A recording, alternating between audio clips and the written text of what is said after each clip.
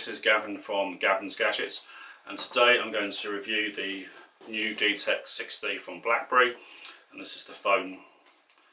Here's the back, it's the front. So let's take a closer look and crack on.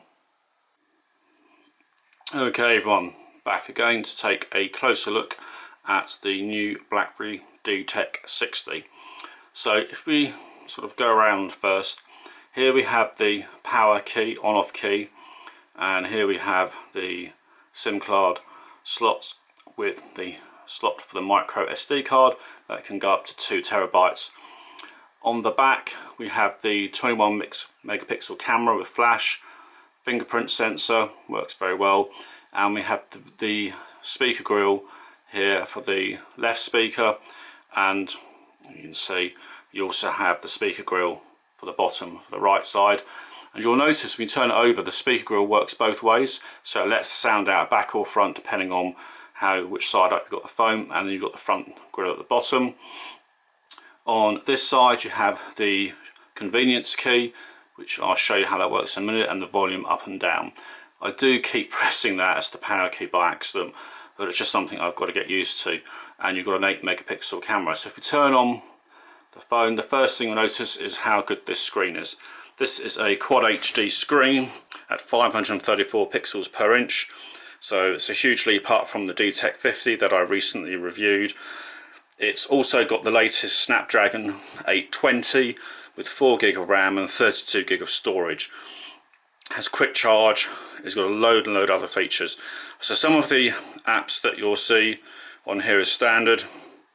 You've got the various, these are sort of some of the frequently used ones. It uses something called Waves Max Audio, which is excellent. It has Android Pay built in because it's got NFC as well, and it has various different Blackberry apps in here. So if we tap on the DTEK60, I've deliberately not set this up so it's totally secure, and it tells me I haven't done a few things. I haven't put a screen lock in, I haven't set up factory reset protection.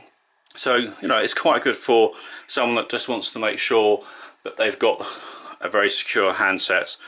You can do content transfer, you've got the various different BBM apps, the Blackberry Calendar app, and if you go through, it's got device search, and it has all the other sort of Blackberry Messenger. You know, I've only added here Photo Sync.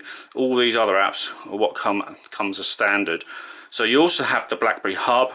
So here integrates, and you can add different services and other options. So you have your text messages, email accounts, Twitter, all the rest of the things can all come there. All your notifications are just drawn into one area.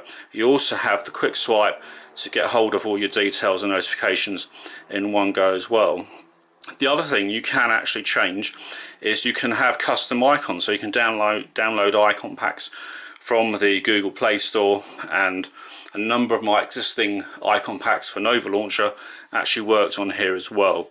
So let's take a look in the settings.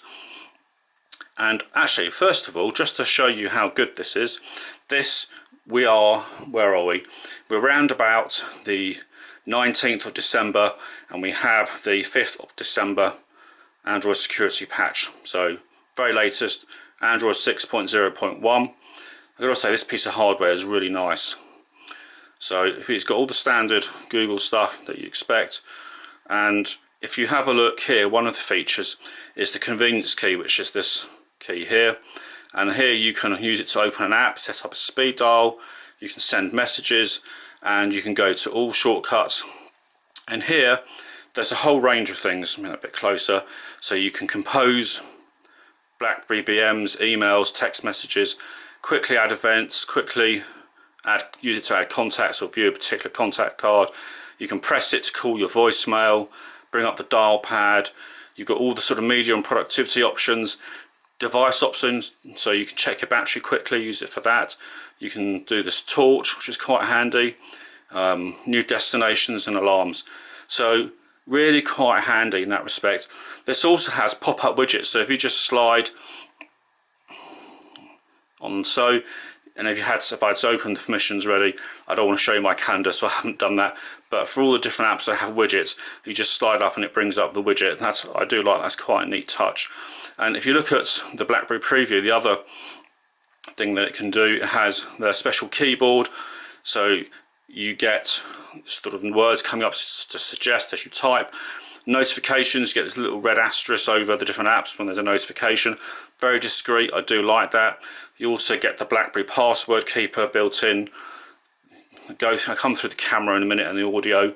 Very powerful as well, decent screen and so forth. But let's actually look in more detail. Let's first of all look at the audio. So we'll just open up thing from YouTube here. Let's just go in place here, play that. Just make sure the volume, let's play a different one actually, let's have a look. So we're just going to try and find something else here, let's have a look. So here we've got the stereo speakers coming on. And you can hear David has put the speakers on, it's a lovely sound. It's got a nice bit of depth to it. It does make a hell of a difference. So I just, I don't want to visit advertiser, but you get the general idea. It really is quite a nice, here's actually a video I've put together. So you can see it's got a nice bit of depth to it. Sort of screen.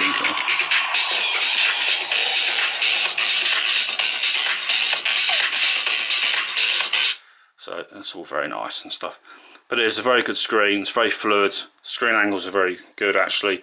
And when I was using the camera, how far out the camera, when I was using the camera, I got some phenomenal photos which I'll show you in a minute.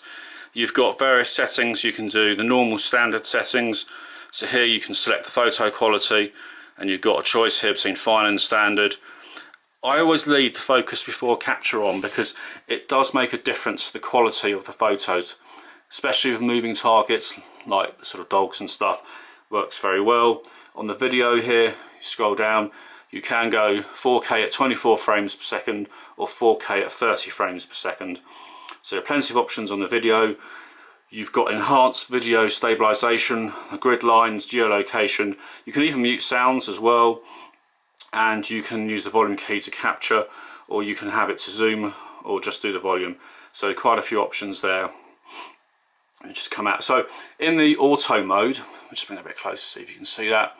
You've got HDR, auto, HDR on or HDR off.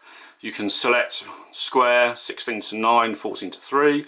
Timer, 3 or 10 seconds or off. Flash, you can have bulb, flash on, flash auto, flash off. I tend to prefer to have flash off. You've got the press that to actually use the front facing camera. You've got a few modes here where you can switch between slow-mo, video, photo and panorama, and you've got customary filters as well. There's quite a few as you can see. So if I press freshen, that makes the green tint. It's quite nice actually, I do like the green tint. And just put it back to none for a second. So simple, it's a very simple affair with the camera.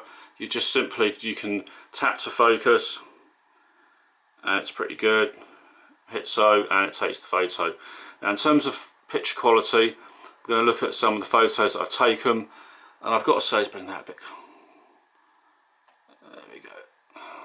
The actual quality of the photos is exceptional. I think this camera takes absolutely brilliant photos. Here I've used the filter.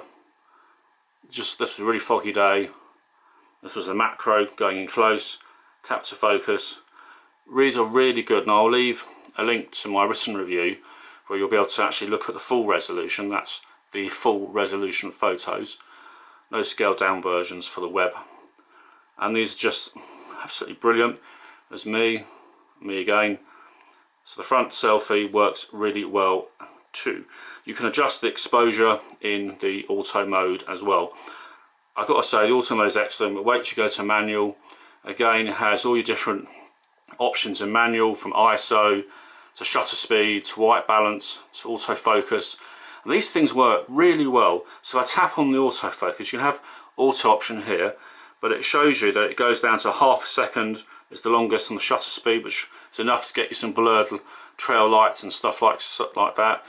ISO, if you go to the ISO, you can go all the way up to a whopping 12,000 ISO. On the autofocus, again, you can adjust from infinity to macro. And you can, on white balance, you can either use the Kelvin scale, which is showing here, put in this background so you can see, or you can have the shortcuts, the bulbs, cloudy, that sort of stuff as well. Let's take it out and put it into auto mode again. So all in all, that's really good. Now the other aspects of this, apart from all the Blackberry stuff, all the security, it does have max audio. So here you can actually have bass, stereo, revive, treble. You've got different options here as well. You can do your graphic equalizer and adjust these. It's a very versatile phone. I do like this phone an awful lot, and it sounds good. It's got good screen, good camera, good security. And this is Gavin from gavinsgadgets.com. Please leave a thumbs up if you've liked this review. If you want to see more, tell me more. If you've got any questions, please leave them down below. And don't forget to head over to gavinsgadgets.com. I also picked this up for, if you're interested, from Clove Technology. I'll leave a link below, and I've used them on and off for about 10 years now. And I'll catch you soon. Bye for now.